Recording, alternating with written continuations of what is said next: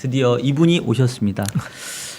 사실은 오늘 같은 날 이분이 꼭 필요했는데 자, 우리 신한은행의 오건영 WM그룹 부부장님 모셨습니다. 네, 어서 안녕하세요. 오세요. 안녕하세요. 네, 안녕하세요. 반갑습니다. 네, 안녕하세요. 네. 혹시 부부장님 혹시 우리 예전에 한번 네네, 같이 맞습니다. 한번 네네네. 여기 앉아 계셨었습니다. 그때. 네. 기억력.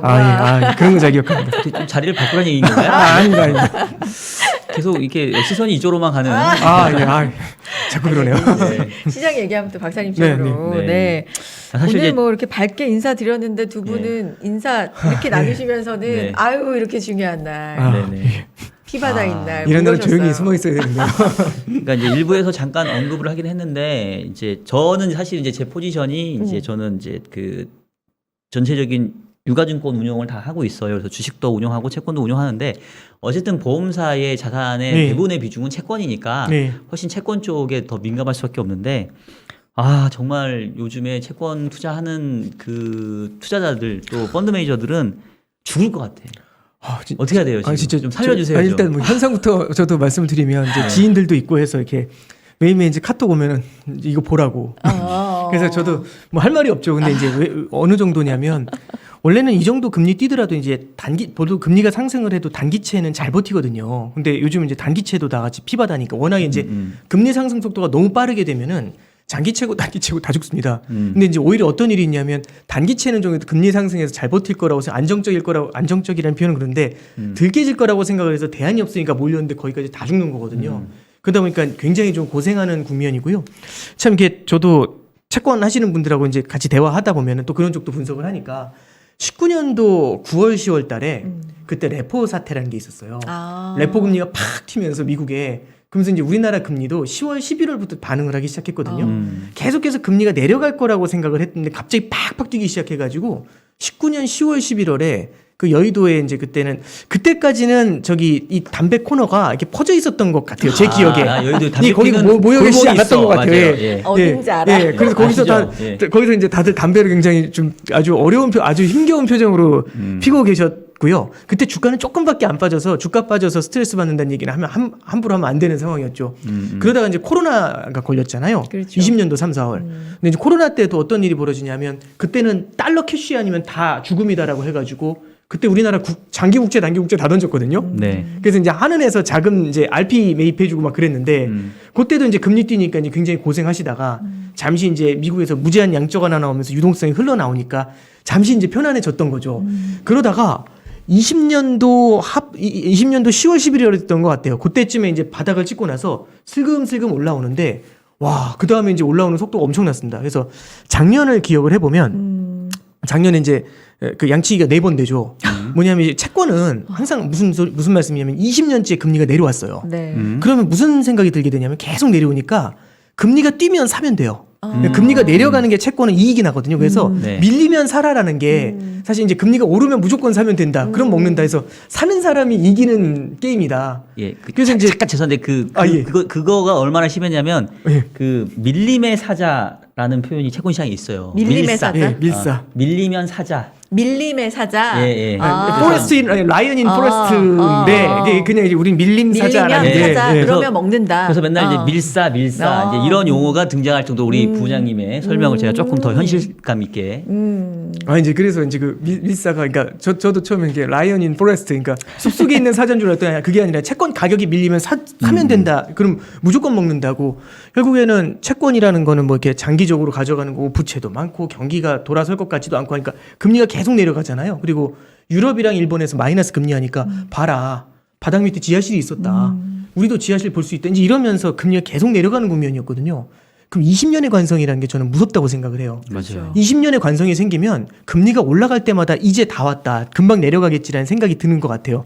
그래서 금리가 이제 20년도 이제 후반부부터 4분기부터 금리가 튀니까 다 왔다. 사자. 이게 누르고. 근데 또 튀어요.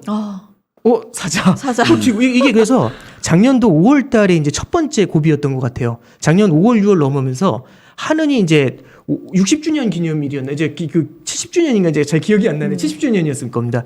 그 행사 때 그때 당시 이제 떠나신 이주열 총재께서 금리 인상 가능성을 연내 금리 인상을 시사해요. 그러면서 이제 시장이 깜짝 놀랐죠.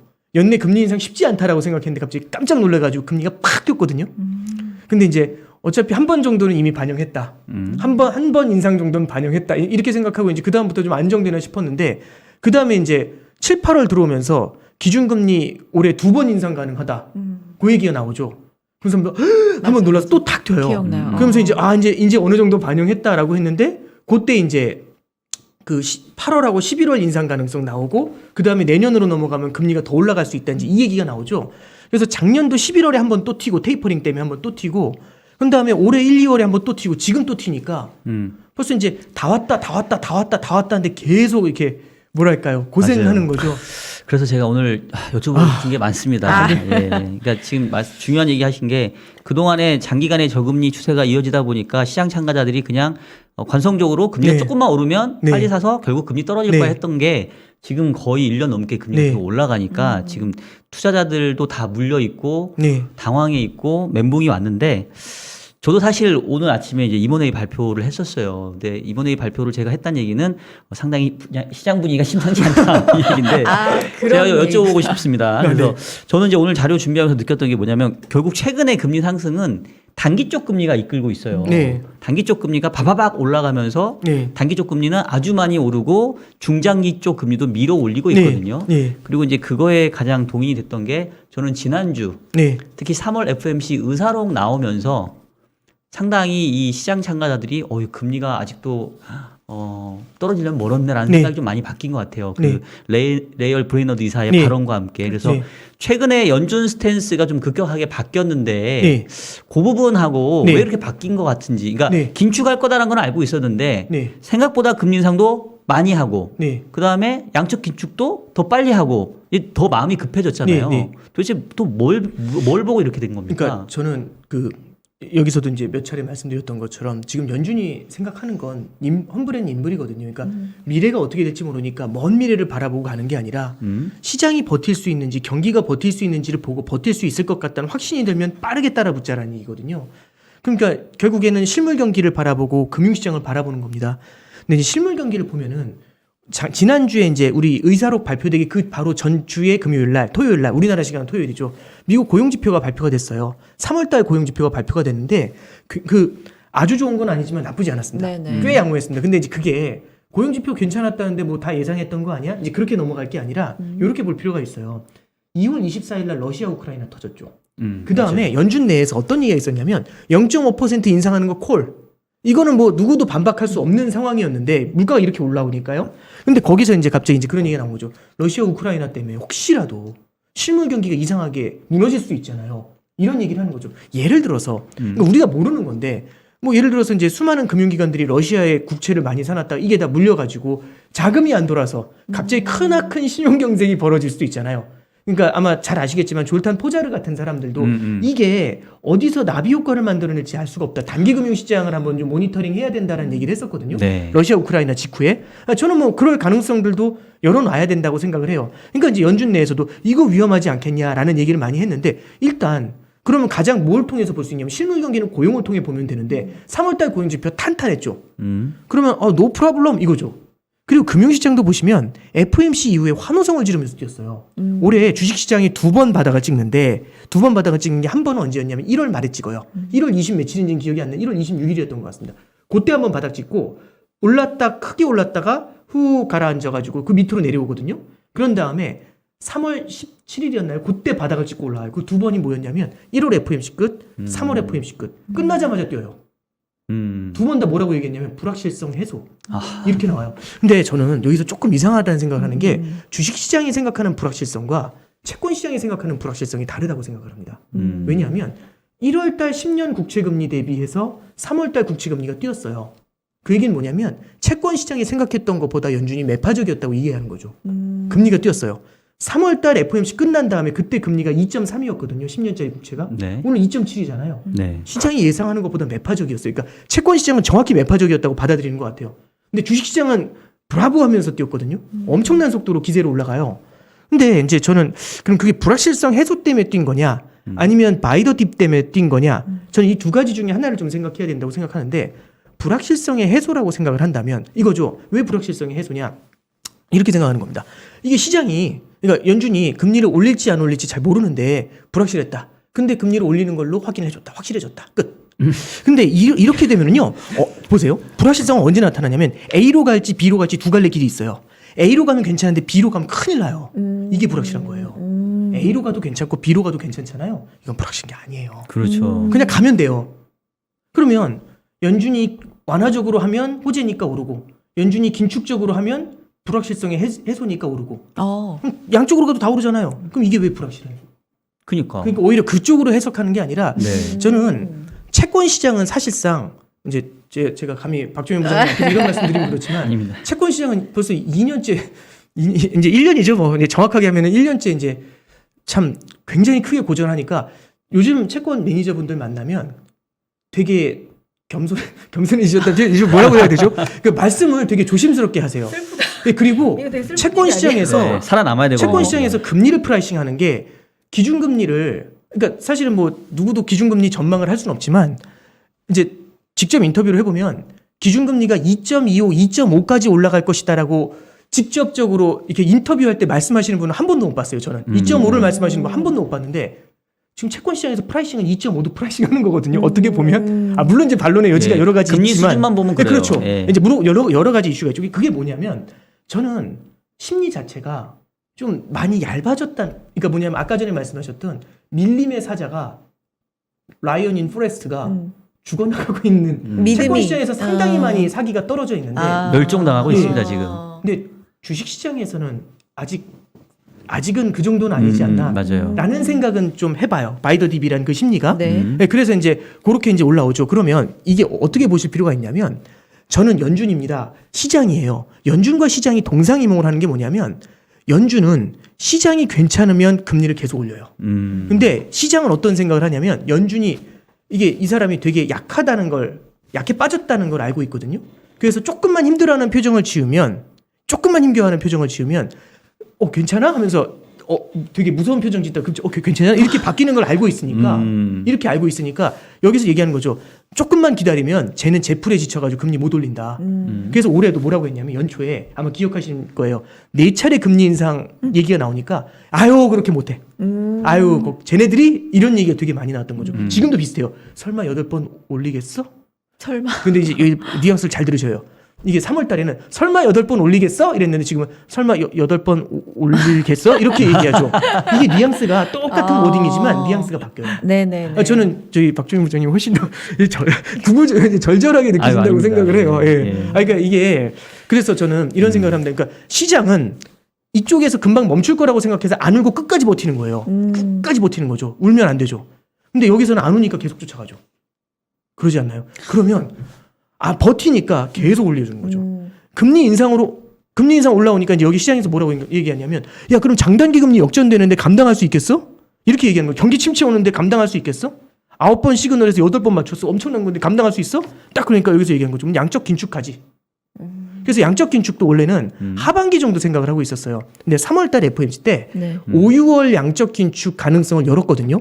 파월 의장이. 근데 사실 저는 그때 뉴스의 워딩을 보면은 5, 6월 양적 긴축 가능성 연거에 대해서는 사실 사람들이 크게 반응하지 않더라고요. 그게 그렇게 워딩이 되진 않아요. 오히려 다른 쪽에 0.5% 인상을 되게 많이 바라보더라고요. 그렇죠. 네. 네, 그렇게 이제 됐었는데 이제 그 연준 의사록이 딱 발표가 되는데 그 전날 라엘 브라이너가 그 얘기를 하는 거죠. 양적 긴축에 대해서 썰을 탁 풀기 시작을 해요. 이게 저는 약을 쳤다라고 생각을 하는데 뭐냐면 이게 연준에서는 저 같은 사람도 아는데 단기 금리를 너무 세게 올리게 되면 장기 금리가 내려오게 되거든요. 맞아요. 그럼 장단기 금리가 역전이 됩니다. 그러면 두 가지 시그널을 줘요. 첫 번째 시그널은 뭐냐면 단기 금리는 방금 전에 이제 단기 금리 위주로 해서 밀어 올렸다는 말씀해 주셨잖아요. 단기 금리는 중앙은행의 스탠스를 많이 반영합니다. 중앙은행은 초단기 금리로 일단 내렸다 하기 때문에 단기 금리는 중앙은행의 스탠스를 반영해요. 장기 금리는 실물 경제를 반영을 합니다. 그럼 실물 경제 금리가 예를 들어서 3%인데 네네네. 말씀해 주세요. 예. 네. 실물 경제 금리가 장기 금리가 3%인데 네. 단기 금리가 요 위로 올라와 버린다는 얘기는 뭐냐면 실물 경제가 받아낼 수 있는 레벨보다 단기 금리가 위에 존재한다는 얘기잖아요. 중앙은행의 스탠스가. 그럼 중앙은행이 실물 경제가 받아낼 수 있는 레벨보다 금리를 더 높게 올린다는 얘기는 네. 오버 긴축 페이스죠. 이거를 첫 번째 시그널을 던지니까 시장이 실물 경제가 부담스러워한다는 게 첫 번째고 네. 두 번째는 지금은 많이 바뀌었습니다. 특히 이제 글로벌 IB 같은 경우는 어느 정도는 좀 많이 바뀌었고요. 한국에 있는 은행들이나 금융기관도 상당 부분 바뀌긴 했어요. 물론 아직까지 남아 있습니다. 결국에 금융기관이 은행이 갖고 있는 이제 결국에는 예대 마진이라는 것의 원리는 첫 번째는 단기로 조달해서 장기로 대출을 주면서 단기 금리가 장기 금리보다 낮잖아요. 낮은 금리에 조달해서 비싼 금리에 대출을 주면서 장단기 금리 마진을 먹고 이 차이를 먹고 두 번째는 신용 스프레드를 먹는 거죠. 은행이 갖고 있는 높은 신용으로 낮게 금리를 낮은 금리로 자금을 조달해서 신용이 낮은 쪽으로 은행보다 신용이 낮은 쪽에 돈을 주게 되니까 낮은 금리에 그러니까 높은 신용으로 낮은 금리의 자금을 조달해서 낮은 신용에 높은 금리로 대출을 해주니까 이 신용 스프레드를 그렇죠. 먹는 거거든요. 차이를. 예, 그렇죠. 그러니까 뭐냐면 이제 은행이시고 네. 제가 기업이에요. 네. 그러면 제가 기업이 나서가지고 돈을 빌리려고 하면 되게 비싸게 빌려야 되는데 은행이 나서시는 거죠. 이쪽에 빌리시라. 이쪽으로 빌려주세요. 그럼 예금이잖아요. 그럼 개인들이 여기다 돈을 예금을 하면 낮은 금리 예금을 하시잖아요. 그죠? 왜냐 은행의 신용도가 높으니까. 그렇죠. 네. 그런 다음에 저한테 대출해 주시는 거죠. 여기다 플러스 알파. 높게, 그 얘기는 뭐냐면 높은 금리. 은행이 신용으로 낮은 금리로 자금을 조달한 다음에 비싼 금리로 대출해주는 신용 스프레드 두 개를 먹어요. 두 개를 먹는데 지금 이제 장단기 금리가 역전된다는 얘기는 장단기 금리에서 먹는 게 줄어드는 거죠. 단기로 조달해서 장기로 대출해줘야 되는데 이걸 못 먹는 거죠. 다만 이런 구조에서 벗어나기 위해서 이 은행들도 이제 증권이라든지 보험이라든지 이게 뭐냐면 영역을 넓히잖아요. 그죠? 이렇게 브로드하게 넓히고 있잖아요. 그리고 미국도 IB들이 이제 굉장히 여러 가지 투자금융 쪽으로도 넓히고 있는데 미국에 있는 지방은행이나 중소형은행 같은 경우는 여전히 이 틀에서 못 벗어나고 있어요. 그러면 장단기 금리가 역전이 되면은 은행들이 굉장히 어려워지게 되거든요. 네. 그러면 자본주의 시스템에서 은행은 심장과 같은 역할을 합니다. 돈을 뿌려주는 역할을 하게 되는데 자금을 뿌려주는 원천이 중앙은행이 양적 완화로 주는 게 있고 은행이 대출로 퍼주는 게 있어요. 양적 완화, 양적 긴축으로 되갚는다면서요. 근데 장단기 금리 역전이 나오면서 은행들도 대출을 못 해줘요. 그럼 양방향에서 긴축이 너무 빠르게 갑니다. 이렇게 되면 은행 시스템도 불안해지고 그리고 긴축도 너무 빨라지면서 실물 경제가 빠르게 둔화될 수가 있죠. 그래서 장단기 금리 역전이 두려운 겁니다. 그래서 시장에서도 장단기 금리 역전이 다가오니까 이렇게 되면은 기준금리 인상 속도를 빠르게 못 갈 거야. 왜? 기준금리 인상을 하니까 단기 금리는 뛰는데 이로 인해서 실물 경제가 주저앉으면서 장기 금리가 내려오잖아요. 이런 역전이 나온다고 생각한 거죠. 근데 여기에 대해서 바로 이제 연준에서도 이거 당연히 예상했겠죠. 그 천재들이. 그래서 작년도 9월 달부터 이미 고민을 다 하셨어요. 그래서 어떻게 하냐면 장기 국채를 매도를 하는 거죠. 장기 국채를 갖다가 정리를 하면서 장기 국채 가격을 떨어뜨리면서 장기 국채 금리를 끌어올리는 이른바 양적 긴축을 하는 겁니다. 그러면 왜 양적 긴축을 하반기에 한다고 했다가 끌어당겼을까 앞으로? 0.5% 인상 빅샷을 날리잖아요. 그러면은 적어도 지금은 많이 벌어졌지만 장단기 금리 차가 적어도 장단기 금리가 거의 붙어 있었던 이달 초를 봤을 때 여기서 빅샷을 날리면 장단기 금리 역전이 깊어져요. 그죠? 그러면 0.5% 인상을 했었을 때 이게 깊어지잖아요. 그러면 0.5% 인상이 굉장히 큰 부담을 줄 수 있죠. 그렇죠. 그러면 0.5% 인상을 포기할 것이냐, 0.25만 갈 것이냐, 아니면 0.5를 가면서 장기 금리를 끌어올려가지고 양적 긴축을 통해 이 스프레드를 장단기 금리가 역전된 걸 뒤집어 버릴 것이냐, 이제 이거였죠. 그런데 이제 양적 긴축을 5월로 땡겨온다는 얘기는 뭐냐면 0.5% 인상을 해도 장단기 금리가 역전이 되지 않도록 만들어버린 거죠. 그럼 사실상 요번에 양적 긴축에 대해서 앞으로 땡겨오겠다고 예고한 거는 첫 번째는 양적 긴축이 빨라졌네 이것도 있지만 5월에 0.5% 인상할 거에 대한 저변을 다 깔아버린 거죠. 장단기 금리 역전 없이도 깔아버릴 수 있게 만들어 놓은 거고 이미 시장도 그렇게 반응하고 있는 거고 요게 첫 번째고요. 두 번째는 디테일이 있다고 생각합니다. 예를 들어서 이런 거죠. 제가 박정현 부장님을 별로 안 좋아한다고 가정을 해보죠. 아, 왜요? 굉장히 존경하지만 네. 안 좋아한다고 가정을 해보죠. 근데 이게 되게 불편해요. 뭐냐면 이제 뵐 때마다 점심이나 한번 합시다. 이제 이런 얘기를 하는 거예요. 안 좋아하는데. 네, 서로 이제 그런 경우 있어요. 비즈니스 하다 보면 근데 이제 점심이나 한번 합시다. 이제 이러시는 거예요. 그래서 이거 한번 하셔야죠. 뭐 천천히 한번 보시죠. 이런 거죠. 이런 경우는 안 본다는 얘기죠. 뭐 조만간 한번 보시죠. 이런 거 안 본다는 뜻이잖아요. 날짜를 정해야지. 그렇죠. 근데 네. 갑자기 예. 네. 근데 갑자기 저만 신났어요. 갑자기 아니요, 이제 재밌어요. 네. 저희 부장님께서 잠깐만 합니다. 딱 스마트폰을 꺼내시면 며칠 날 할까요? 그러니까. 14일 날이 좋으실까요? 적극적으로. 19일 날이 좋으실까요? 그럼 일단 무슨 생각? 설마 진짜 보나? 설마 보나? 그때 어디 계세요? 제가 어디서 몇 시에 돌아오니까 어디서 보실래요? 이렇게 얘기하면 진짜 보나? 디테일이 들어가면 그렇죠. 사람들은 디테일이 들어가는 건 이유가 있는 거잖아요. 네. 디테일이 굉장히 디테일하게 들어왔습니다 이번에. 그러면 사실상 준비가 어느 정도 된 건데 어떤 디테일이 들어온 거냐면 이렇게 얘기를 해요. 양적 긴축을 하는데 빨리 하겠다라고 합니다. 언제보다 17년에서 19년도에 했던 것보다 빨리 하겠다고 합니다. 처음엔 17년에서 19년도의 양적 긴축 페이스를 보면은 100억 달러씩 줄였어요. 국채 60억에 MBS 40억을 줄였거든요. 그렇게 줄이다가 3개월이 지나면 200억 달러로 올리고 3개월이 지나면 300억으로 올리고 또 3개월이 지났더니 400억 올리고 또 3개월 지나니까 500억 올려서 500억씩 계속 줄여나갔어요. 한도를 500억으로 해가지고 계속 줄여나갔거든요. 근데 그럼 여기서 포인트가 뭐냐면 3개월이 지나야지 한 레벨씩 올리죠. 그래서 3 곱하기 4에서 1년이 지나야 100억에서 시작한 게 500억이 된 거예요. 그러니까 3개월이 지나야 200억, 3개월이 지나야 300억, 3개월이 지나야 400억 이렇게 올린 거죠. 그래서 100억에서 500억 한도까지 가는 게 1년이 걸렸어요. 근데 이번에 뭐라고 했냐면 시작해가지고 950억 달러 한도까지 가는데 3개월이나 5억, 5억 조금 더 시장이 받아들이는지를 봐서 이 얘기를 해요. 저는 여기서 되게 중요한 포인트는 3개월 만에 이거를 예전엔 1년 동안 걸렸던 걸 3개월 만에 땡겨온다는 것도 되게 포인트고요. 그렇죠. 깜짝 놀라죠. 야, 그렇죠. 급하시네. 그러면 왜 3개월 만에 그렇게 하려고 할까? 어쩌면 우리 지금 시장에서 제일 두려운 게 뭐냐면 5월, 6월, 7월인가요? 5월, 6월, 7월 FOMC에서 5월, 6월, 8월, 9월. 8월, 9월이죠. 예. 이게 45일에 한 번이니까 5월, 6월, 8월, 9월인데 5월, 6월, 8월에 지금 얘기하고 있는 게 0.5 인상하는 게 지금 그 얘기하고 있잖아요. 네네. 예. 그래서 이제 이게 이제 저는 되게 무서운 부분이라고 보고 그 다음에 그 뒤에 뭐가 나왔냐면 시장이 움직이는 걸 봐서 3개월 만에 950억 달러까지 올릴지 아니면 그거보다 조금 더 시차를 둬서 950억까지 올릴지 이걸 본 거죠. 그러면 한도도 950억으로 크게 가는 거고 여기까지 도달되는 시간을 굉장히 짧게 만들어 놨어요.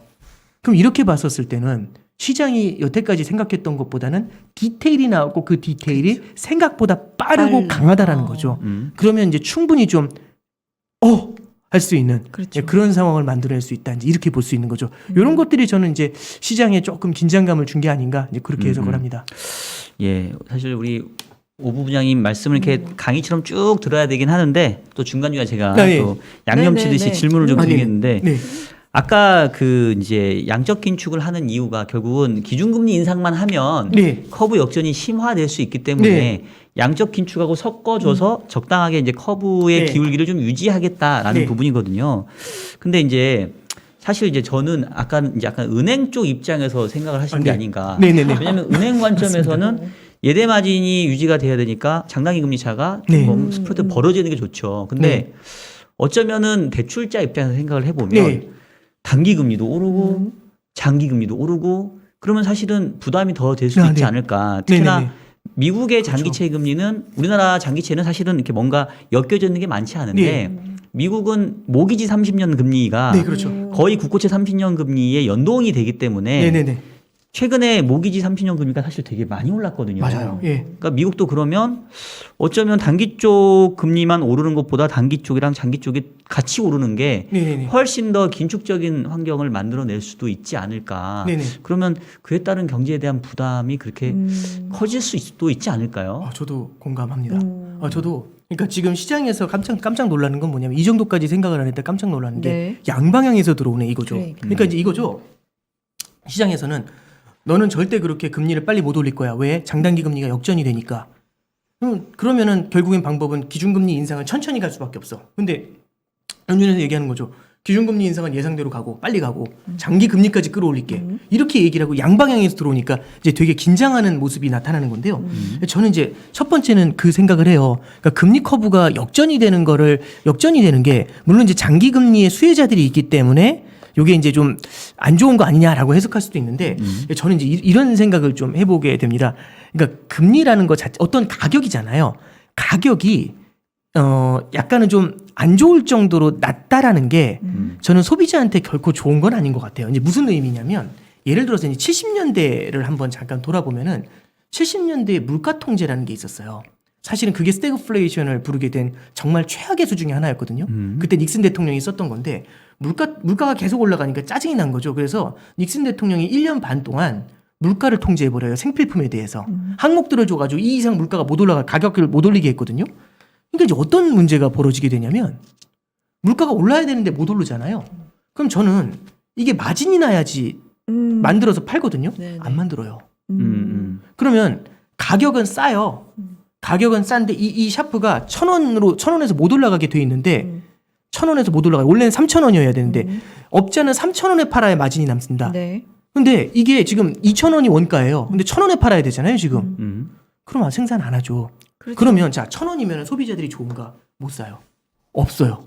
없으니까. 예, 없어요. 안 하니까. 예, 생산 안 하니까. 가격은 맞아요. 그러니까 이제 뭐냐면 우리가 이제 항상 봐야 되는 게 가격의 사이드도 봐야 되지만 큐조, 그러니까 결국엔 수량의 사이드도 봐야 되는데 수량의 사이드가 굉장히 많이 사라져 버린다는 겁니다. 은행의 장단기 금리가 역전이 됐었을 때 나타나는 문제는 은행의 대출이 줄어드는 문제가 생기게 돼요. 그래서 장단기 금리 역전이 됐었을 때는 뭐 필연적이라는 표현은 좀 아닌 것 같고요. 1년여 정도의 시차를 두면서 점점 실물 경기가 둔화가 되는 모습이 나타난다. 이제 이런 겁니다. 그래서 저는 장기 금리를 높여야 된다, 낮춰야 된다 이 관점에서는 박사님 말에 절대적으로 동의하고요. 근데 이게 뭐 장단기 금리 역전을 뭐 크게 고민하지 않을 정도로 이렇게 장기 금리는 낮춰놓는 게 좋다는 부분에 대해서는 조금 우리가 고민을 해야 될 영역이 조금 더 있지 않나. 네, 그렇게는 좀 생각을 합니다. 그래서 뭐 무조건 낮은 금리보다도 결국에는 이제 그 우리가 경기가 좋을 때 보면은 기준금리 인상 같은 거 하잖아요. 기준금리 인상을 해도 단기금리를 올리는데 실물 경기가 너무 좋으니까 장기금리가 더 올라가잖아요. 네. 그러면 중앙은행은 기준금리 인상을 해가지고 긴축을 하지만 장단기 금리 차가 벌어지죠. 네. 장기금리가 더 빨리 뛰니까. 네네. 그러면 은행의 마진이 높아져요. 그럼 은행이 대출을 훨씬 많이 뽑습니다. 그러면 중앙은행은 긴축을 하지만 또 시중은행이 유동성. 뻥뻥 네네. 돈을 퍼주니까 음. 오히려 실물 경제 유동성 공급이 늘어나요. 그렇죠. 2005년에서 7년 사이 그랬어요. 7년은 아니고 6년까지 그랬습니다. 그래서 저는 이제 우리가 이제 저도 오늘 왜 이렇게 복잡한 얘기를 자꾸 하는지 모르겠지만 우리가 이제 바라봐야 될 게 이 금리의 절대 레벨도 중요하지만 이 수량의 관점에서의 커브의 움직임도 되게 좀 의미가 있지 않나 네. 이제 그런 생각을 좀 해봅니다. 그건 참 맞는 예. 말씀 진짜. 같아요. 네네네. 돈이 공감돼요. 필요한 사람 입장에서는 아니 높은 금리 내가 지불할 테니까 해줘. 대출을 해주기만 해라 이럴 수 있으니까 네, 그렇죠. 그 부분은 충분히 그럴 수 있을 것 같아요. 네. 자 그러면 이것도 여쭤보고 싶은 게 네. 그러니까 최근에 뭐 기사 같은 거 보면은 장단기 금리 차 네. 역전 이후에 아까 이제 부부장님도 말씀 주셨지만 과거에 8번 중에 2번을 제외하고는 경기 침체가 왔고 경기 침체까지 이르는 기간이 뭐 평균 18개월 뭐 이렇게 얘기 많이 이제 아마 웬만한 투자자분들 맞아요. 많이 다 아실 거예요. 근데 이제 저는 드는 생각이 평균이 18개월이었지 네. 어떤 때는 뭐 6개월 만에 그런 적도 있고 어떨 때는 뭐 한 24개월 넘어간 적도 있단 말이에요. 그렇죠. 그럼 결국은 통화 긴축의 속도나 폭이 어떻게 되느냐에 따라서 네. 똑같이 장단기 금리 역전된 이후에 경기 침체 기간이 빨라질 수도 있고 네. 늦춰질 수도 있고 네. 뭐 내지는 그냥 평균에 네. 수렴할 수도 있겠는데 지금과 같이 이렇게 좀 빠른 그러니까 지금 아까 부부장님 얘기하신 것처럼 되게 빠르잖아요. 네. 그러면 경기 침체가 오는 기간도 평균보다 빨라질 가능성은 혹시 없을까요? 18개월보다. 예, 저는 그 부분에는 공감을 많이 합니다. 그래요. 이게 장단기 금리 역전이 잘못된 시그널을 던졌던 게 98년이 그랬던 것 같아요.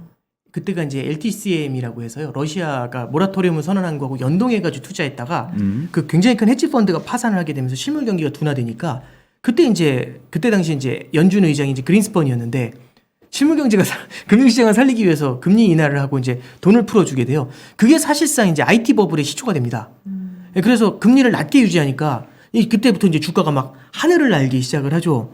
그래서 그 다음에 이제 금리 인상을 따라가기 시작한 게 99년도 6월인가 7월부터 4.75에서 6.25까지 기준금리를 올리게 돼요. 네. 근데 이제 그때도 보면은 금리를 인상하는데 연준이 금리를 인상하는데 주가가 막 폭등을 해요, 나스닥이. 4.75에서 막 5.0, 5.2 올리는 동안에 99년도 하반기에 나스닥 폭등하는 거 무시무시하거든요. 금리 인상을 막 계속 따라가도 5%까지 올리고 5.25 올려도 폭등을 해요, 주가가. 그러니까 이제 그때 당시 그린스펀이 이제 이를 악물었던 것 같아요. 왜냐하면 자산 가격하고 인플레이션이 연동돼 있다고 봤습니다. 자산 가격이 높으면 사람들이 소비를 많이 해요. 그렇죠. 그렇죠. 부유해지니까. 그렇죠. 일을 안 하고. 그렇겠죠. 일을 안 하면 생산이 안 되잖아요. 네. 생산을 안 하는데 소비가 늘어나면 물가가 오르겠죠. 어. 그리고 미국이 생산을 안 하잖아요. 근데 소비는 많이 하잖아요. 어떤 일이 벌어지게 되냐면 무역 적자가 심해지겠죠. 내 나라에서 생산이 안 되니까 수입을 많이 해야 되잖아요. 그러니까 이제 물가가 떨어질 기미를 보이지 않았던 거죠. 그래서 그린스펀이 2000년도 초반에 그 의회 증언에서 뭐라고 얘기를 하냐면 자산 가격이 굉장히 많이 오른 게 소비 수요를 자극하면서 이게 물가의 상승을 지금 만들어내고 있다. 그래서 이걸 갖다가 2% 위로 올라온 지금처럼 8% 아니에요. 2% 위로 올라온 이 소비자 물가를 잡기 위해서 일정 수준은 이제 그 자산 가격에 대해서도 고민을 할 필요가 있다라는 얘기를 했었거든요. 그래서 계속해서 금리를 올립니다. 그리고 이제 나스닥의 고점이 2000년도 3월 10일이었던 것 같고요. 그리고 이제 마지막으로 0.5% 금리를 인상해요. 그게 언제였냐면 2000년도 5월 16일입니다. 그날 이후에 한 번도 0.5까지 올린 적이 없습니다. 단 한 번도. 근데 이제 0.5를 올렸던 그날, 0.5를 올렸던 그날 주식시장이 환호를 해요. 급등을 합니다, 주가가. 나스닥이. 이틀 연속. 그런 다음에 깨지기 시작했죠. 근데 왜 그때 급등을 했냐면요. 그때 나왔던 워딩이 신문 기사를 보면은 불확실성의 해소라고 나옵니다. 굉장히 흔히 하는 말이죠. 0.5%를 올릴까 안 올릴까 고민했는데 올린 거죠. 그러니까 불확실성이 해소돼서 이제 올랐다라고 나오죠. 시장이 굉장히 흔히 하는 말 중에 하나라고 생각해요. 예. 네. 그리고 이제 그때가 마이더 딥이 굉장히 강했었던 때죠. 그래서 이제 그때 지금 이제 장단기 금리 역전을 얘기하다가 2098년도에 나타났던 장단기 금리 역전을 사실상 뭘로 저는 이연시켰다라고 생각을 해요. 뭘로 이연을 시킨 거냐면 그린스펀이 그때 당시에 유동성 공급을 하면서 오히려 금리의 방향을 반대로 틀게 되면서 이연을 시켰고 그래서 장단기 금리 역전이 그 다음에 언제 나오냐면 제 기억이 2000년도 4월이었던 것 같아요. 4월, 5월에 나왔고 그 다음에 실제 침체는 2001년도 초에 시작이 됩니다. 예. 그래서 저는 이제 말씀해 주신 것처럼 저는 그렇게 18개월 후에 왔다 하면은 지금부터 18개월 그러니까. 아직 파티는 남았다 이렇게 계산하는 게 아니라 그 시기가 무엇 때문에 더 빨라졌는지 이런 것들을 보면서 좀 우리가 좀 유연하게 계산을 하는 거지 그걸 갖고서 이렇게 뒤에다 플러스 몇 개월 이렇게 들이밀어 가지고 계산하는 건 개인적으로는 넌센스라는 생각을 좀 합니다. 네. 그러니까 사실 최근에 이제 투자자 입장에서 장단기 금리차 뭐 계속 얘기하고 연준의 통화 긴축에 대해서 우리가 얘기를 하는 이유는 결국은 물가가 이렇게 높은데 이 물가를 잡기 위해서 통화 긴축을 하잖아요. 그렇죠. 그러면 사실은 우리가 바라는 사항은 경기가 큰 어떤 부담을 갖지 않고 그냥 물가가 쓱 내려와 주는 그러니까 흔히 말하는 연착륙을 우리가 그렇죠. 바라는 시나리오인데 지금 이제 시장 참가자들 내지는 뭐 조금 채권 시장이나 이제 경제에 대해서 아시는 분들의 걱정은 뭐냐면 과연 지금 상태에서 경제는 크게 훼손 없이 물가만 이 높은 수준을 낮게 유지하는 연착륙이 가능하겠냐. 네. 이거는 미션 임파서블 아니냐. 네. 결국은 둘 중에 하나 택일해야 되는 거 아니냐. 네. 높은 물가를 잡으려면 필연적으로 경기를 훼손시킬 수밖에 없는 거 아니냐. 이제 이런 어떤 그 우려들이 있는 거거든요. 그래서 저는 이제 그 부분에 대해서 우리 부부장님 견해가 좀 궁금한데 그러니까 이제 연착륙 가능하겠습니까? 어떻게? 해야죠. 해야죠. 그러니까 저는 천성이 낙관론자라서 낙관적으로 보고 싶은데 네. 다만 이제 어떤 주장들이 나오고 있는지에 대해서는 좀 말씀을 좀 드려볼게요. 그래야 이제 저처럼 천진난만하게 생각하는 사람도 있는 거고 또 되게 이제 깊이 있게 고민하시는 분들도 있는 거니까요. 한번 그 천진난만 버전부터 이제 깊이 있는 버전까지 가보는 겁니다. 그러니까 천진난만 버전은 뭐냐면 지금의 물가 상승은 공급망에 의한 것이다라는 생각이죠. 그럼 공급망 문제가 해결이 되면 그럼 뭐 물가가 안정이 될 거잖아요. 그럼 이제 지금 우리는 연준은 왜 저렇게 하느냐? 공급망의 문제로 인해서 높은 물가가 계속 유지가 되는데 이 상태가 계속 유지가 되면 사람들의 마음속에 인플레이션의 심리가 고착화될 수 있다. 인플레이션의 심리가 고착화되면 물가는 오르는 건가 봐 라는 생각이 들면 나는 집이 없는데 집값이 오를 것 같아. 이 심리하고 똑같거든요. 그럼 뭘 해야 되냐면 빚내서 집 사야 돼요. 조급하죠. 예, 빚내서 물건 미리 사놔야 돼요. 왜? 물건값이 오르기 전에. 그럼 미래의 수요를, 미래의 소득을, 미래의 소비를 땡겨와요. 그럼 지금 현생에서 소비가 폭발을 하면서 물가 상승세가 걷잡을 수 없이 커지게 됩니다. 그러니까 지금의 문제는 공급망에 의한 것임. 근데 다만 이로 인해서 정말 재수없게 물가 상승에 대한 심리가 고착화되면 이건 답 없어질 수 있으니까 고질병을 막기 위해서 지금은 물가 상승을 제어할 필요가 있음. 그래서 시간의 문제일 뿐 지금의 문제는 해결될 거라고 생각함. 요렇게 끝나는 게 천진난만 버전.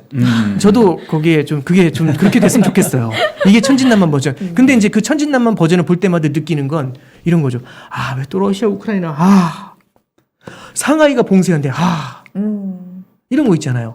아니 풀림만 하면 또 그만 좀 이런 거죠. 왜 이렇게 자꾸 안 좋은 일은 머피 법칙도 아니고 계속 같이 일어나는 거야. 이제 이런 생각을 할 수가 있는 거죠. 근데 뭐 anyway 그걸 떠나서 이거 해결되면 다 물가는 내려온다. 이제 이 생각이 되게 기저에 깔려 있는 거죠. 그걸 조금 부정적으로 약간 트위스트 하면은 이게 고착화될 가능성이 이미 고착화됐다. 아. 그러니까 이제 그 병에 이미 걸렸다. 고질병이 되면은 자주 찾아오시잖아요. 그러니까 치료가 되더라도 뭐 무리하면 찾아오시는 그렇죠. 그게 고질병이잖아요. 음. 그럼 무리를 할 수가 없게 되는 거죠. 예전에 무리를 하셨는데 만성적으로. 무지한 양적거나 이런 거 네. 했는데 만성화돼 버리면 양적 하면 바로 아파지는 거죠. 그러니까 이제 이게 이미 고질병이 됐다고 해석하는 그런 쪽도 있고 요거 하나만 좀 보려고 합니다. 저는 이제 어떤 생각을 하냐면 이런 생각이 좀 들어요. 과연 공급망의 문제였을까? 그러니까 저도 공급망이 계속 그 얘기를 하는데 그러니까 그렇죠. 공급망이 도대체 뭐야? 어, 어떤 예. 정의가 뭔데? 그러니까 어느 날 갑자기 공급망에 왜 문제가 생겼지? 이 생각인 거죠. 그 왜 코로나 공급망에 문제가 생겼지? 뭐 이후에 네. 얘기 참 많이 하는 것 같은데 네. 붙죠. 예, 네. 그걸 바라볼 때 연준에서도 이번에 비슷한 얘기는 했어요. 음. 공급망의 문제뿐만 아니라 수요의 문제도 있습니다. 우리는 수요가 만성적으로 수요가 낮다라고 생각을 하는데요. 미국의 소비 지출은요, 개인 소비 지출은 이미 코로나 이전 레벨을 훨씬 뛰어넘었어요. 어마어마하게 소비하고 있습니다. 그러니까 추세선은 훨씬 넘어섰어요. 미국의 소비가 정말 강합니다. 그러면 이런 거죠. 필연적으로 저는 이렇게 생각을 해요. 제 생각이라기보다는 이제 여러 가지 이제 입장에서 이제 생각을 해보면 말실수를 자꾸 하네요. 이제 이렇게 보면 됩니다. 저기 바이든 행정부 코로나 직후에 2020년도 4월에 미국에서 2.2조 달러 재정 지원을 펼쳐요. 예, 레스큐 플랜이죠. 그렇게 해서 2.2조 달러가 풀려나와요. 트럼프 행정부에서. 개인들한테 1인당 1,400달러씩 꽂아줬습니다. 네. 그리고 나서 트럼프 행정부가 떠나기 직전이죠. 2020년도 12월 달에 무슨 일이 있었냐면 9천억 달러만큼 추가 부양책을 써요. 근데 그때 무슨 일이, 그게 뭐가 문제였냐면 다들 추가 부양책 써야 된다고 얘기하고 있는 트럼프가 그때 이제 바이든한테 졌잖아요. 그래서 안 주고 약간 이제 안 주고 떠날 것처럼 막 이러면서 이제 그 공화당에서 맥코넬 의원이 이거 주면 안 된다고 막 그렇게 이제 하면서 2020년도 12월 달에 보면 되게 미국 경제 전체가 좀 혼란스러웠어요. 근데 결국엔 9천억 달러 풀고 나갔거든요. 근데 이제 아마 이제 부장님께서는 기억하시겠지만은 금융위기 때 정말 안 좋을 때 7천억 달러 풀었어요. 그거 갖고도 미쳤다고 했거든요. 7천억 달러 풀 때. 근데 2.2조 달러를 2020년도 4월에 풀고 그해 그 8개월이 지난 그해 12월 달에 9천억 달러를 풀죠. 그 다음에 2021년도 3월 달 지금으로부터 딱 1년 전에 바이든 행정부가 딱 들어온 다음에 1.9조 달러를 풀어요. 그럼 한 5조가 넘는. 예. 그러면서 바이든 행정부에서 1.9조 달러를 풀면서 뭐라고 했냐면 두 번 더 있다고 얘기하죠. 4조 달러 더 풀 거라고. 그 인프라 플랜이 지금은 이제 그게 지금 펜딩이 돼 있잖아요. BBB 뭐 이거 말씀이신 거죠? 빌드 백지 배럴. 예. 근데 이제 그게 원래는 2021 작년도 7월에 독립기념일 날 그 경계 부양책을 통과시키고 발표를 하면서 코로나로부터 이제 백신 맞고 있을 때니까 코로나로부터 완전히 벗어났다는 걸 선언하겠다 이렇게 얘기한 거죠. 인플레이션이 안중에도 없었던 거죠. 그러면서 거기서 나온 게 뭐냐면 1인당 1,600달러. 저 정확히 저도 이제 네네. 가물가물해서 숫자는 너무 집중하지 말아주시고 1,600이나 1,600이나 집중하지 말아주시고 이게 나중에 또 이 팩트 체크하시면 깨지니까 그렇게 풀어줘요 또.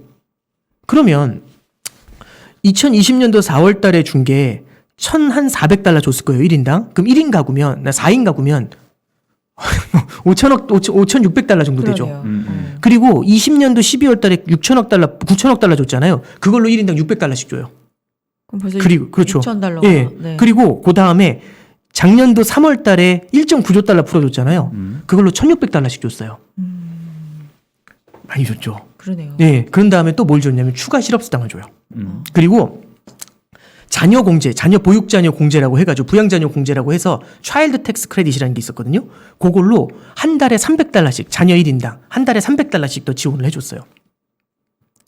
지원이 많죠. 그러네요. 그러니까 지원책 중에서 일본이 썼었던 다양한 지원책이 있었어요. 재정 지출을 할 때. 그래서 일본한테 실수했다고 얘기하는 게 뭐냐면 일본이 썼던 게 뭐냐면 인프라 투자를 해요. 인프라 투자를 해서 일자리를 만들고 일자리에 사람들이 채용이 돼가지고 월급을 받으면 그걸로 소비를 했어요. 근데 그게 아니라 일본이 썼던 재정 부양책 중에 하도 안 되다 보니까 나중에 뭘 줬냐면 상품권을 줘요. 소비를 하시라고. 직접 돈을 찔러준 거죠. 어느 게 더 쓸까요? 인프라 투자해서 월급 받게 해주는 거하고 상품권을 직접 주는 거 어느 게 더 소비를 자극할까요? 직접 주는 거죠. 근데 그거를 미국에서는 3번을 준 거예요. 1년 새. 20년도 4월부터 21년도 3월까지 1년 새 잔뜩 준 거죠. 그러면 수요는 캐시가 들어오니까 다음날 터지죠. 다음날 바로 쓸 수 있잖아요. 그렇죠. 공급은. 못 따라가죠. 바로. 공급은 못 따라가죠. 근데 저는 공급 사이드에서 여기서도 한번 제가 한번 말씀을 드린 적이 있는데 그럼 우리가 이제 공급 사이드를 한번 생각해 보자는 거죠. 원래 저는 경제학을 배울 때 수요가 있는 곳에 공급이 있다고 배웠고 수요가 있으면 공급은 늘어나게 돼 있어요. 원래 그렇거든요. 옛날 생각나. 예. 그런데 꼭 그렇지만 않을 수도 있죠. 20년 동안 불황을 겪어보잖아요. 공급업자들이 좀 달라질 수 있어요. 저는 20년 동안 불황을 겪어봤어요. 그때마다 작은 경기 호황이 조금씩 있었어요. 그래서 이 샤프를 생산하는 업자인데 이제 샤프 생산 늘려 그럴 때마다 늘렸다가 망하고 몇 번 망했어요. 그렇지. 이제 안 믿지. 와, 20년 동안 불경기. 근데 갑자기 수요가 터졌어. 코로나인데 수요가 터졌어. 그러면서 뭐라고 하냐면 이거 20배 늘리라고. 생산 라인 20배 늘려도 안 된다고. 늘리겠습니까? 안 늘리겠습니까? 안 늘리죠. 안 속지. 그러니까 아니 제가 안 늘린다 이렇게 단언하는 게 아니라 이렇게 하겠죠. 그래 하나만 늘려보자. 20배를 늘려야 되는데, 그러니까 이런 느낌이. 그러면 공급망이 수요가 터졌는데 공급망이 따라오는 속도가 느리죠. 수요는 터졌는데 공급망이 늦게 따라오잖아요. 그럼 이 수요와 공급의 갭이 벌어지게 되죠. 작년에 파월 회장이 이걸 언급을 해요. 작년도 5월, 6월에. 근데 이거는 공급이 따라오게 돼 있다고 얘기를 해요. 그럼 문제가 해결된다. 시차 때문에 일시적인 물가 상승이 나타날 수밖에 없다라고 얘기한 근거 중에 하나가 빨리 따라가지 못하는 공급이었던 거죠. 네. 그러니까 저처럼 책상 위에서 공부하면 그렇게 돼요. 그런 해석을 하게 돼요. 이제 수요가 터졌으니까 빨리 생산하면 되겠네 이렇게 생각해요. 근데 생산을 바로 생산할 수는 없으니까 한 2달 걸리나? 이런 착각을 할 수가 있죠. 저는 수요가 너무 센 상태에서 공급이 못 따라가면서 생기는 문제라고 생각합니다. 그런데 그 상황에서 물가가 터졌죠. 그럼 그걸 누가 잡아줘야 되냐면 연준이 잡아줬어야 돼요. 근데 연준이 뭐라고 했냐면 괜찮아. 일시적이야. 삼박자가 맞은 거죠. 그러니까 이제 자 다시 정리를 잠깐 하면 네. 공급망의 문제로 인해서 지금 일시적으로 물가가 오른 거니까 이제 언젠간 내려올 거야라는 게 1번. 2번은 공급망의 문제로 이게 너무 오래되면 고착화될 수 있어. 이건 좀 안 좋은 케이스야라고 하는 게 2번. 세 번째는 이건 수요와 공급과 연준의 삽질까지 합쳐진 종합적인 문제야라고 하는 게 3번입니다. 네. 그럼 무엇이 답일까? 저는 모르겠어요. 저는 모르겠습니다. 그럼 천진난만한 저는 버전이 1번이라고 생각을 하는데 그럼 1번이면 우린 기다리면 돼요. 그렇죠. 감나무 밑에 기다리면 돼요. 떨어지겠죠. 네. 만유인력의 법칙이 있으니까. 이게 저희한테 핵심이에요. 근데 입을 오랫동안 벌려야 되는 좀 턱이 아픈 문제가 있어요. 그 정도 아픔이고 네. 3번은 비유가 참. 그러니까. 3번은 액티브 해야 됩니다. 3번은 액티브 해야 됩니다. 그러면 연준도 적극적이어야 되고요. 수요도 조금은 살포시 낮춰줘야 되고, 그죠? 그리고 이제 공급망 같은 경우도 어느 정도는 풀려나가는 문제들이 같이 봐야 될 것 같아요. 근데 저는 수요가 터지면서 공급망이 못 따라가니까 공급망 내에서도 그러니까 상대가 어려워지면 그러니까 이런 거죠. 사우디가 왜 미국 말을 안 들을까? 유가가 낮고 아무도 원유가 필요 없잖아요. 사우디가 감히 이렇게 되거든요. 나 미국에 수출 안 할래? 그러면 하지 마. 쿨 하지 마. 하지 마. 이렇게 할 수 있죠. 근데 미국이 절실해요. 원유가. 이제 사우디가 얘기하는 거죠. 원유 수출 안 하려고요. 천진난만하게 웃으면서. 왜 그래? 너 왜 그러니? 이런 거죠. 러시아 원유 아직 받고 있잖아요. 러시아 천연가스 독일이. 예뻐서 받겠습니까? 아니면 답이 없으니까 받겠습니까? 그렇지. 답이 없는 거죠. 러시아가 저렇게 나올 수 있는 이유도 이쪽이 인플레이션이라고 해가지고 결국에 스텝이 꼬인 거죠. 네. 이쪽 스텝 꼬인 걸 보면서 들어오는 거죠. 예. 자꾸 제 말이 들어. 아닙니다. 짧게 가겠습니다. 빠져드는. 아, 예. 예, 아유 원래 우리 오부장님 강의는 이게 빠져들어요. 근데 진짜. 이제 잠시 또 제가 조금 아, 예. 깨는 시간으로 지금 이제 천진난만 버전을 말씀 주셨으니까, 그러니까 사실 이제 제가 이제 뭐 반론보다는 이제 우리가 네네네. 서로 토론하면서 네네네. 뭔가 그럼요, 인사이트를 그럼요. 얻을 수 네네. 있으니까, 그러니까 결국은 그러니까 그동안의 과거를 보게 되면 이제 적당히 금리 올려가지고 물가 잡아서 이제 연착륙하는 그런 천진난만한 시나리오가 잘 통했었던 때가 있었는데. 과거에 또 그렇지 않은 적들이 있었거든요. 네. 근데 이제 제 경험에 비춰 보면 어떤 때 결국은 그 긴축이 침체를 가져왔냐면 적당히 긴축하다가 말면 괜찮은데 이게 오버페이스를 하면 우리가 이제 통화 정책을 네. 그 오버킬 한다고 얘기를 하거든요. 네, 그렇죠. 그러니까 대표적인 게 2018년도가 네. 아주 그냥 네. 정말로 마일드하게 한 거예요. 네. 금리 살짝 올리다가 그때는 뭐 트럼프가 하도 뭐 지랄을 해가지고 금리를 못 올리고 다시 떨어뜨렸잖아요. 그래서 결국은 경기 침체는 안 갔는데 그 이전에 2008년도 금융위기 때도 그랬고 2000년도에 그 IT 버블 터질 때도 제가 생각하는 결론은 뭐냐면 금리를 적당히 올리면 됐는데 결국 네. 적당히보다 많이 올려서 결국 경기에 네. 부담을 줬거든요. 네. 근데 왜 그러면 적당히 안 올리고 그보다 훨씬 더 많이 갔느냐라고 하는 거는 그럴 수밖에 없는 사정이 있었다는 네. 거예요. 2008년도에는 자산 가격이 너무 비쌌으니까. 네. 그리고 2000년도에는 아까 우리 오 부장 얘기한 것처럼 아무리 금리 올려도 자산 시장이 말을 안 들으니까. 그래서 어쨌든 이유가 뭐 다르든 간에 금리 인상을 적당히 하고 말면 문제가 없는데 네. 적당히보다 더 많이 하면 문제가 생긴다. 네. 그러면 지금 상황에서 적당히 할 거냐 아니면 적당히보다 더 많이 해야 될 거냐 이제 그걸로 보면 네. 최근의 물가 상황을 보면 이거 적당히 해서 물가 잡히겠냐. 네. 결국 이번에도 적당히보다 훨씬 금리 많이 올려서 결과적으로 물가 잡겠다고 경기를 망칠 수밖에 없는 환경으로 그렇게 잘못했지만 또 갈 수밖에 없는 거 아니야? 라는 사실 우려를 저는 조금은 하거든요. 네. 이게 저는 정말 이제 적절한 말씀을 18년도 케이스나 2008년도 케이스는 이제 말씀을 해주셨는데 다 똑같았어요. 18년도에도 사실은 언제부터 흔들리기 시작하냐면 2018년도 10월 4일 날 파월 의장이 시장에서는 거의 다 인상했다라고 했는데 파월 의장이 나와서 far from이라는 표현을 써요. 우리가 가려고 하는 중립금리 레벨에서 아직 멀었다고. 그 순간부터 다 죽고 미국 주식만 살아남아 있었거든요. 미국 주식만 다 죽었는데 전 세계 주식이 다 죽어 코스피 박살났었어요. 2,000까지 떨어졌어요. 2,600에서. 그 상황에서 미국 주식만 독야청청 전고점 발랐었는데 와, 그 얘기 듣고서 미국 주식만 깨지기 시작해요. 쫙쫙 떨어집니다. 그때 미국 금리가 3%가 넘었어요. 10년짜리 국채가. 맞아요. 근데 그게 뭐냐면 오버킬입니다. 오버킬. 그래서 10월달, 12월달 기준금리 인상하거든요. 12월달 인상한 다음에 어떤 일이 벌어지냐면 미국의 이제 회사채, 정크본드 스프레드가 벌어지기 시작하면서 정크본드가 휘청해요. 그걸 딱 보고서 파월 의장이 얼굴이 하얘집니다. 그러면서 스톱. 금리 인상 스톱. 그 다음에 양적 긴축 스톱. 그 다음에 금리 인하로 돌아서요. 그게 18년도 스타일이고요. 2000년도에도 똑같아요. 2000년도에도 말을 안 들으니까 결국에는 오버킬 간 거거든요. 2005년도, 6년도에도 사실은 2006년도 6월 달에 5.25까지 금리를 올렸어요. 그때 막 5월, 6월에 2006년도 5월, 6월에 버냉키 쇼크라는 게 있어가지고 막 발작을 했습니다. 시장이 그때. 그러다가 2006년도 6월 달에 더 이상 금리 올리지 않을게요라고 선언을 하면서 게임이 끝나요. 5.25까지 올리고 멈췄는데 그리고 나서 1년을 버텼거든요. 금융시장이.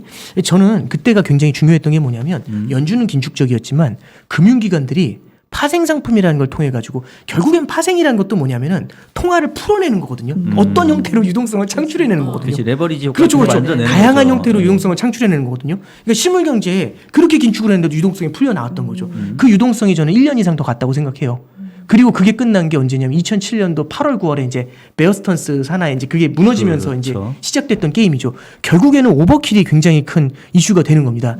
근데 이제 오버킬을 이제 참 다들 고민을 하는 건데 첫 번째는 오버킬의 레벨을 알 수가 없어요. 이게 오버킬인가 아닌가를. 그렇지, 그게 사후적으로 알게. 예, 사후적으로 아는 거죠. 예, 그 당시는 몰라. 에이, 그게 너무했네. 문제야. 이렇게 되는 거지. 그때는 몰라요. 그때는 몰라요. 그리고 그 레벨이 2.25, 2.5, 2.75, 꼭 0.25 단위에서 그 레벨이 존재한다고 생각하지 않아요. 네. 2.83, 25, 12 이렇게 될 수도 있거든요. 네. 그걸 어떻게 합니까? 10만이 아는 거죠. 중립금리도 저는 되게 이제 하면 할수록 느끼는 게 네. 이건 소설이다.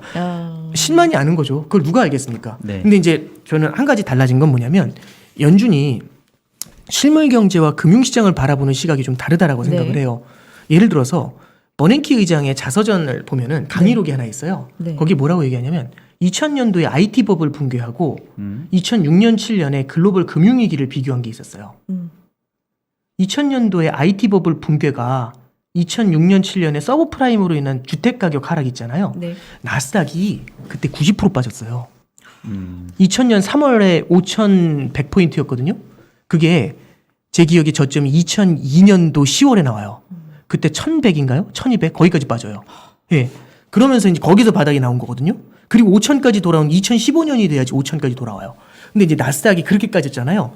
그때 개인들의 자산이 증발한 크기가 주택 가격이 하락한 크기하고 크게 차이가 안 났다는 얘기를 해요. 그런데 2000년도, 2001년도에 있었던 경기 침체는 되게 짧고 마일드한 침체였거든요. 근데 2008년에 겪은 건 글로벌 금융위기를 겪었어요. 그럼 무엇이 차이가 났겠는가 그 얘기를 했어요.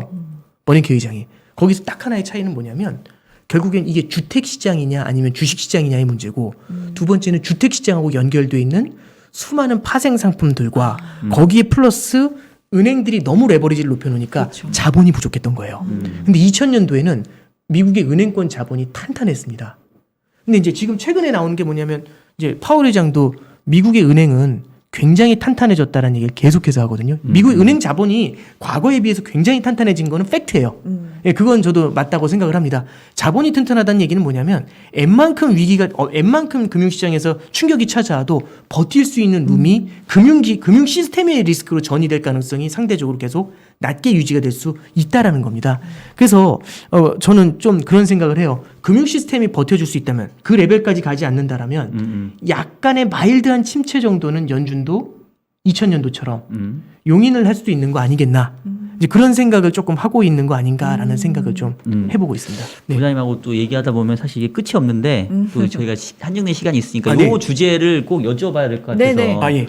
최근에 이제 또 우리 통화정책 금리 얘기하면 환율 얘기 빼놓을 수가 없는데 엔화가 무지하게 약세잖아요. 네. 아까도 잠깐 얘기를 했는데 지금 원화도 약세지만 엔화는 더 약세란 네. 말이에요. 맞아요. 근데 이렇게 엔화가 이렇게 약세 어느덧 그 아베노믹스 할 때보다도 더 엔화가 더 약세로 네. 막 갔던 것 같은데 네네네. 이렇게 엔화가 약세인 부분에 대한 시사점 내지는 우리가 뭔가 좀 이렇게 네. 나비 효과로 뭔가 당할 수 있는 뭐 이런 거 좀 주의해야 될 건 없을까요? 저는 여태까지 엔화 우습게 봐가지고 잘 된 적 한 번도 없었던 것 같아요. 음. 진짜 엔화가 돌면 정말 무섭습니다. 그러니까 저기 2008년도에도 엔화가 제가 이제 2007년도 5월부터 8월까지 일본에 있었거든요. 일본 그때 일본 엔화가 700원이었어요. 100엔에 700원. 일본 여행 할 만하네. 음. 그러네. 와, 그러다 금융위기 때 1600원 만났어요. 눈이 튀어나왔습니다. 그리고 이제 항상 위기 때마다 엔화가 엄청나게 강해졌거든요. 근데 요즘 나오는 게 뭐냐면 이제 엔화는 안전자산이 아닌 것 같다. 그래서 여러 가지 이유들이 나옵니다. 이제 저는 그런 이유들을 보다는 금리 차가 훨씬 큰 것 같아요. 일본의 금리가 못 올라가는데 미국 금리가 막 뛰어 올라가니까 거기서 오는 문제인 것 같은데 이제 지금 보면은 미국의 금융 시스템이 흔들리지 않았습니다. 그렇죠? 그러면 이게 안전자산 선호라는 걸 우리는 뭘로 정의할 건가에 문제가 생긴다고 봐요. 어느 정도의 안전자산 선호에 저 안전자산 엔화가 눈을 뜰까? 저는 아직 눈을 뜰 정도 레벨의 리스크가 아니기 때문에 눈을 안 뜨고 있다고 생각합니다. 금리 차가 벌어져 있으니까. 그러니까 이렇게 생각하면 될 것 같아요. 미국 경기가 무너지잖아요. 미국 국채 금리가 어떻게 될까요? 내려가요. 그렇죠. 보통 내려가요. 근데 지금 올라가고 있잖아요. 희한해. 미국채는 좀 예. 달라. 지금 올라가고 있잖아요. 금리가. 네. 그러면 일본하고 미국 금리가 벌어지고 있어요. 안전자산 선호가 아니에요. 아직은 미국이 잘 버티고 있습니다. 실업률이 사상 최저예요. 그런데 만약에 미국 경제가 꺾이면 어떤 일이 벌어질까요? 금리가 내려와요. 그렇죠. 금리가 내려오면 이 둘의 갭이 확 줄어들어요. 그렇죠. 그럼 어떤 일이 벌어지냐면 엔화가 초강세로 갑니다. 아. 그럼 실물 경제가 무너지는 거에 플러스 N강세를 맞아요. 일본이. 그게 19년이었어요. 말씀드리고 싶은 게 아까 18년도 얘기했잖아요. 18년도 9월달, 8월달에 언론 기사 타이틀을 보면 뭐라고 나왔냐면 일본 엔화의 굴욕이라고 나와요. 안전자산이 아니다. 터키 무너지고 이머징 시장 다 흔들리는데 엔화가 약세였어요. 18년도 7월, 8월, 9월에. 네. 그로부터 몇 개월 후에. 근데 이제 아까 말씀드렸죠. Far from. 18년도 10월 4일 날. 네. 그거 나온 다음에 미국 흔들리면서 미국 채권 시장이 흔들리니까 미국 국채 금리가 박사님 훨씬 잘해요. 3.2에서 확 내려오기 시작하거든요. 그럼 이 양국 간의 금리 차가 확 좁아져요. 엔화가 초강세로 갑니다. 갑자기 120엔에 하던 게 104엔까지 떨어져요. 엔화가 초강세죠. 거기서 파월이 두 손 듭니다. 엔캐리 청산 나오니까 와 쏘리 한 다음에 이제 금리 인상을 포기하게 되죠. 그러니까 이제 저는 그러니까 이렇게 되게 모르겠습니다. 제 말씀이 틀린 것일 수도 있어요. 진짜 일본의 엔화가 이제 그 안전자산으로서의 특징이 이제 사라진 것일 수도 있습니다. 근데 저는 조금 이게 몇 개월의 흐름을 보면서 너무 성급하게 판단하고 있는 게 아닌가. 과연 지금이 금융 시스템의 위기 국면인가? 미국의 실업률이 3.6인데 위기인가? 아니죠. 전혀 아니죠, 지금. 저는 아직은 그 생각을 해요. 물론 나중에 바뀔 수 있지만 그러면 금리가 반대로 돌았을 때 엔화가 어떻게 움직이는지를 한번 보면서 그때 안전자산인지 아닌지를 판단하는 게 저는 좀 맞지 않나 그런 생각. 저는 지금 오 부장 얘기 듣고 되게 딱 뭔가 인사이트를 얻었는데 네. 우리가 아까 이제 그 얘기 했었잖아요. 그러니까 오버킬이 어느 정도 수준인지 아무도 모른다. 그렇죠. 결국 지나놓고 봐야 안다는 거잖아요. 근데 이제 저 개인적으로는 두 가지 정도를 어떻게 보면은 키 인디케이터로 삼으려고 하는데 첫 번째는 방금 말씀하신 엔화. 만약에 그러니까 아직은 사실 미국의 기준금리 이제 한 번밖에 안 올렸잖아요. 앞으로 기준금리를 많이 올릴 수 있다더라 해서 단기금리가 미리 오른 거지 기준금리는 안 올랐어요. 네. 근데 진짜로 50bp씩 뭐 한 번, 두 번, 세 번 하면 이제 그때 가면 좀 얘기가 달라질 수 있겠는데 네. 그때 만약에 엔화가 지금처럼 약세에다가 갑자기 강세로 돌변한다라고 하면 그러면 오버킬 수준에 네. 뭔가 근접하고 네. 있는 하나의 인디케이터로 볼 수 있는 거 아닌가. 네네네. 그거 하나 하고 두 번째는 장단기 금리 차가 결국은 네. 저는 그 역시나 뭔가 인디케이터가 될 수 있다. 네. 최근에는 역전됐다가 다시 좀 풀어졌잖아요. 네. 근데 이게 확실히 역전되거나 아니면 단기 쪽 금리를 올리는데 그러니까 기준금리 올리는데 장기 금리가 안 오르는 정도가 아니라 오히려 꺾어 내려온다면 네. 요 두 가지를 보면 이제 정말로 이 앞에 험한 일이 있는 거를 어느 정도 알 수 있지 않을까. 그 전까지는 조금 안심해도 되고. 저는 어떻게 보세요? 금리 인상이 끝나는 게 그 시점이 아닌가 생각합니다. 그러니까 지금은 양적 긴축을 한다고 하는데 금리가 반응을 하잖아요. 위로 반응하잖아요. 네. 그게 만약 밑으로 반응을 하기 시작하면 그때는 이제 두 번째 카드로 음. MBS나 국채를 이제 한도를 정해주는 게 아니라 매각을 하는 방법을 쓸 겁니다. 네. 그럼 한 번 더 반응을 시킬 수 있을 것 같아요. 근데 더 이상 카드가 없고 밑으로 장기 국채 금리가 내려오기 시작하잖아요. 그러면 그때는 기준금리 인상에 대해서 고민을 하게 될 것 같아요. 예, 그래서 저는 이제 우리 점도표를 보면 22년도까지는 엄청 올라가다가 23년도까지 22년도 말보다 23년도 말이 조금 더 높아요. 속도가 확실히 줄어요. 그리고 24년도엔 소폭 내려오거든요. 그리고 중립금리가 더 내려와 있어요. 맞아요, 맞아요. 이번 지난 FOMC의 특징이지. 저는 양적 긴축이 서둘러지면 서둘러질수록 예, 금리 인상의 속도가 결국에는 좀 완화가 되지 않을까라는 생각을 합니다. 아직은 먼 얘기인데 예, 그거는 제 생각에 좀 계속해서 좀 팔로우하면서 보는 게 맞을 것 같습니다. 네. 알겠습니다. 아유 이게 또 두 분 얘기 들으면 저는 공부 진짜 많이 하네요. 아, 예. 빠져들면서. 네. 항상 죄송한 게 시간 배정을 더 많이 하고 아닙니다. 제가 말을 줄였어야 되는데 아닙니다. 죄송스럽고요. 마지막으로 보내드리기 전에 아, 예. 맞아요. 아니 우리 부장님 그 신한은행에서도 유튜브 채널이 뭐예요? 열렸다고 아, 예. 하는데 네, 네. 홍보 좀 하시죠. 뭐 아, 예, 처음에. 아, 예. 그 쩐썰의 오건영이라고 해서 제가 제 이름 얘기하기 너무 부끄러운데 쩐썰. 예. 전설을 네. 전설 예, 이거 쩐에 대한 썰이죠. 쩐썰. 예. 쩐썰. 예, 그래서 예. 이제 신한금융그룹에 있는 전문가분들도 나오고 네. 그다음에 이제 외부 전문가 재승엽 박정현 부장님도 한번 모시려고 아우, 생각 중인데 오, 네, 이렇게 초대해 모셔가지고 주십시오, 저도. 예, 그래서 이제 저기 이제 제가 이제 그때는 인터뷰를 하고 그래서 이제 일주일에 한 번씩 올라오는데 격주로는 제가 그 강의하는 걸 올리고 네. 그때 시장에 약간 대해서 역할이 바뀌시겠네요. 네, 그렇죠. 그리고 이제 격주로는 이제 전문가분들 모셨을 땐 그때 인터뷰하는 이제 그렇게 좀 준비를 좀 하려고 합니다. 그래서 저기 뭐 곽도기 이런 분들도 나오시고 곽도기 부장님도 나오시고 네. 박 부장님도 제가 모시려고 생각을 하고 있습니다. 그렇군요. 예. 지금 개설이 됐나요? 지금 이제 첫 회가 올라갔고요. 네. 예, 신한은행 홈페이지 쪽에 들어가셔서 네. 예, 신한은행 그 유튜브 쪽에 들어가셔서 보시면 좀 확인하실 수가 있습니다. 쩐설의 예, 쩐썰입니다. 썰. 그냥 쩐썰. 예. 아. 썰.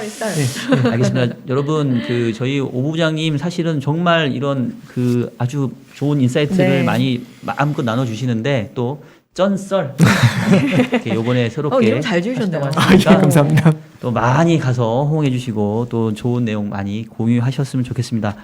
이쯤에서 보내드려야 되겠죠? 그래야 되겠죠. 네. 아쉽지만 네. 오건영 신한은행 WN그룹 부부장님과 함께했습니다. 고맙습니다. 네, 감사합니다. 네. 고맙습니다. 네. 개인 투자자가 성공할 확률이 5%예요. 5% 안에 여러분들 드시려면 정말 노력 많이 하셔야 돼요.